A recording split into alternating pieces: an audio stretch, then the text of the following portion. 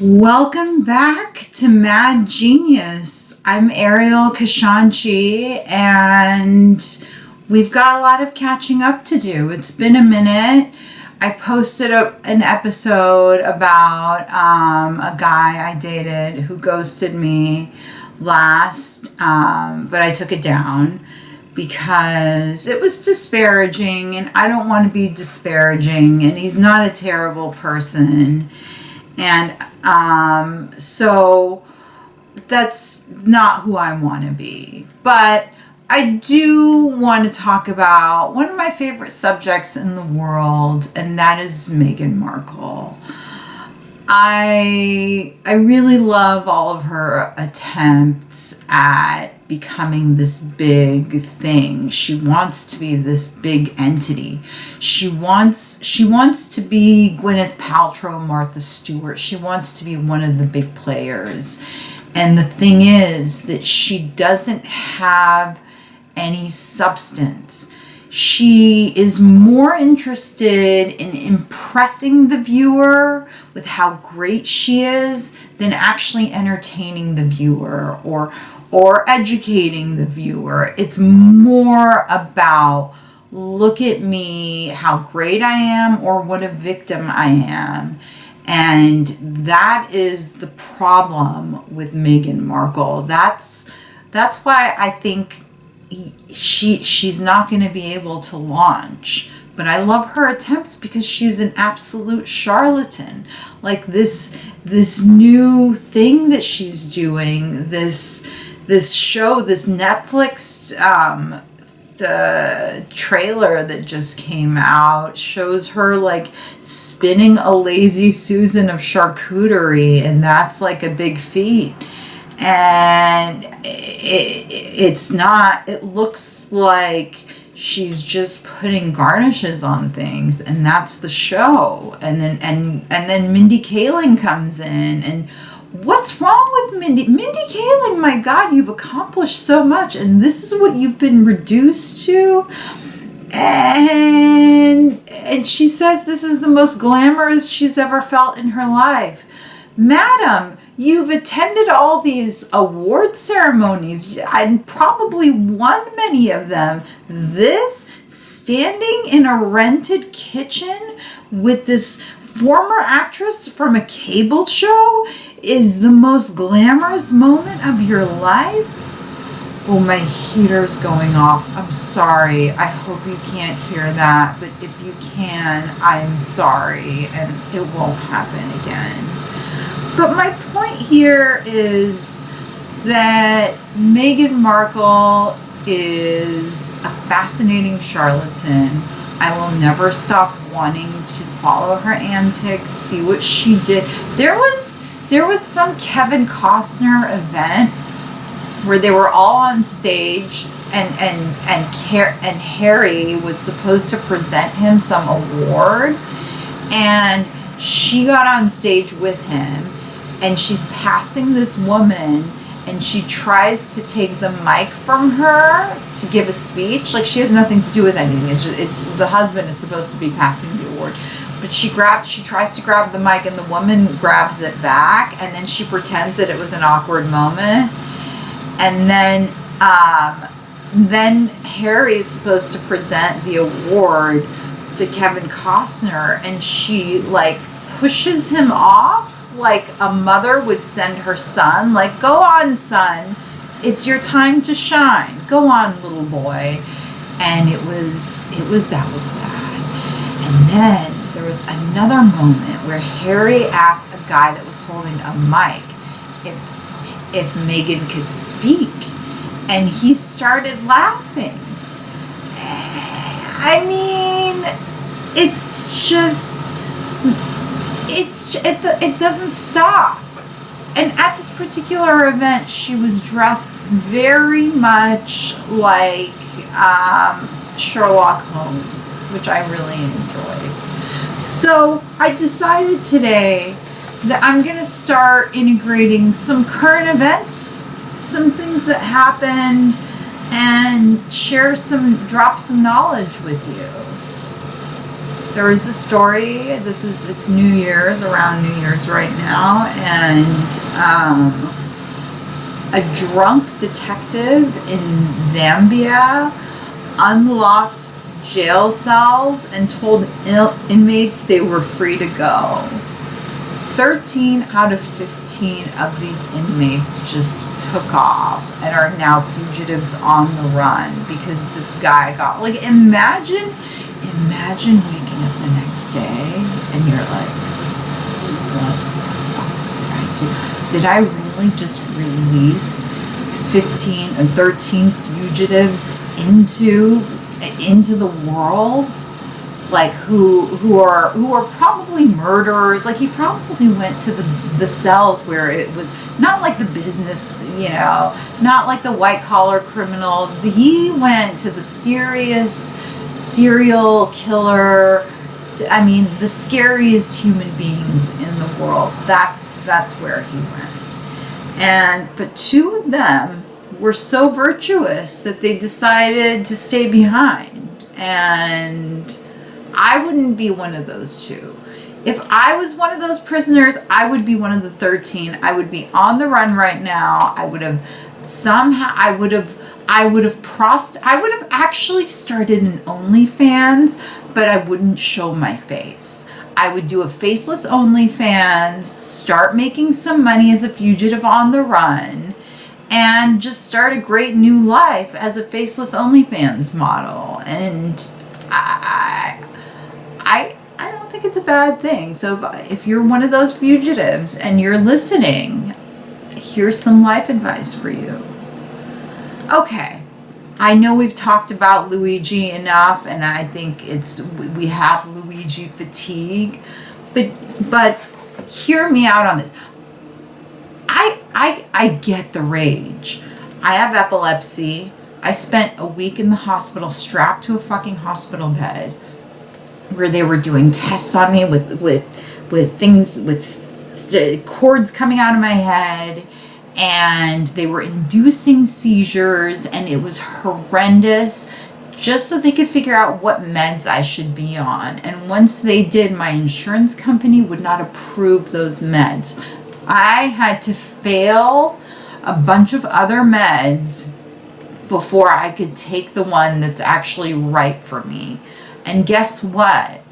I'm still failing. I'm still in the process of, I'm on this medication that's made me gain 20 pounds too. Can you imagine, as a woman, I'm not young, I'm not a spring chicken, I'm in my 40s, to gain 20 fucking pounds on epilepsy medication that's not even right for you. I'm still having seizures, and I get the rage, but you don't see me going out there killing anyone. I'm not going out killing CEOs just because that I have to have seizures because they don't want to cover my seizure meds. I disagree with this guy and all the adulation and all the weird groupies. Like, ew, you guys. What else do I want to talk about? Oh my God. Well, this is just...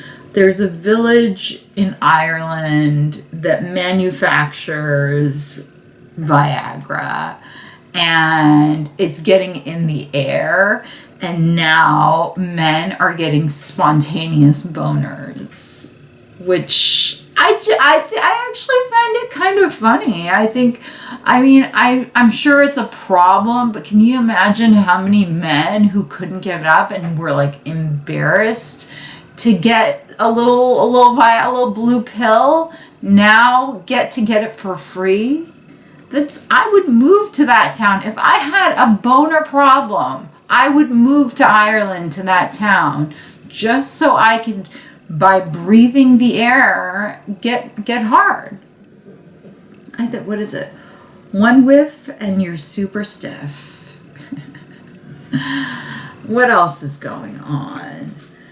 Okay, there's a gang of thieves in India who offer a salary, food, and travel expenses to their thieves. and they give them like a 3-month training program. Can you imagine? I would love to know what the thief training program entails. Like, what exactly is in the curriculum? Like, how to run from the cops?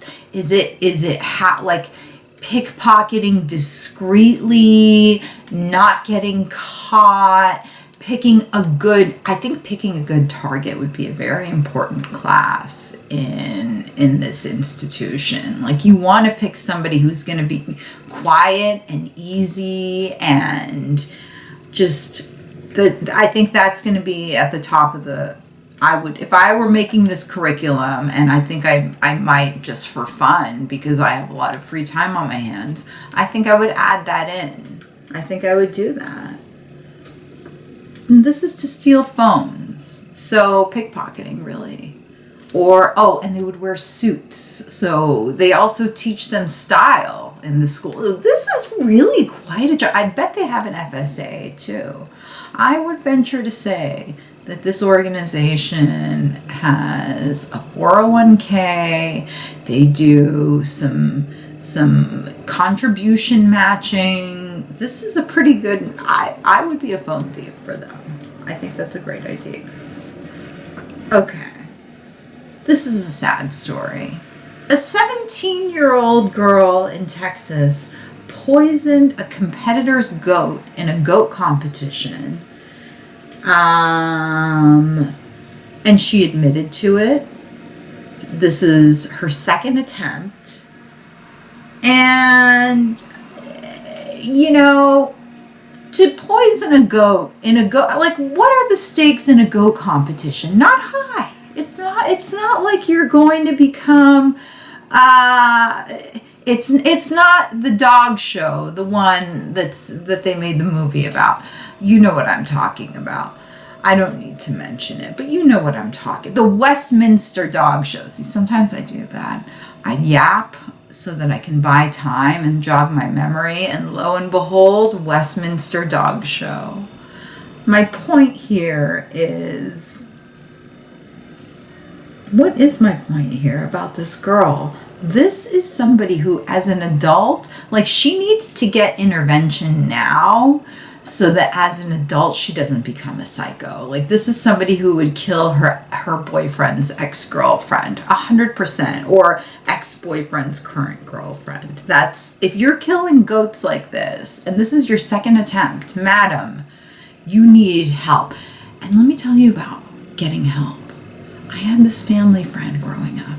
This little girl from age 2 was a psychopath. She had a crush on one of the other family friend's sons, who was 17 at the time. And she decided he was going to be her husband. But he was the same age as my sister, so they were friends. And she thought they were dating. She was very jealous. She would go into my sister's bedroom and spill nail polish all over the place. And she would do this habitually, and she knew exactly what she was doing. She openly hated my sister. Oof, I'm feeling a little anxiety talking about this. And she was scary. And one time we tried to scare her. We took her into a dark room, and we did what we call the creature dance, or I did it, the creature dance, where it's like a little goblin kind of like movement. And then we were flickering the lights, thinking she'd be scared. And she did it back to us. I ran so fast out of that room. I mean, I've never been so scared, and I've had some shit happen to me. The fact that this little girl that we were trying, which is evil and terrible, I'm not saying I'm not a terrible person, because I am, but the fact that she was the one to do it back to us and scare me is wow. But you know what? Rehab. Her parents decided, we are going to ride this little girl until she becomes a decent human being. And you know what? She's a nurse now. So Anyone can be rehabbed if you start young. You need young intervention, young early intervention. What else did I want to talk about? A town in, oh God, I don't know what city this is, posted a sign saying, oh, in Mexico, posted a sign thanking the cartel for their Christmas gifts. And people are up in arms about this. Now, listen, these people, you think that they all got together and they said, you know what, the cartel has been really generous to us this year. I mean, yes, have they destroyed our neighborhood? Have they made our homes a hotbed of crime and murder? Oh, uh-oh. Well, there goes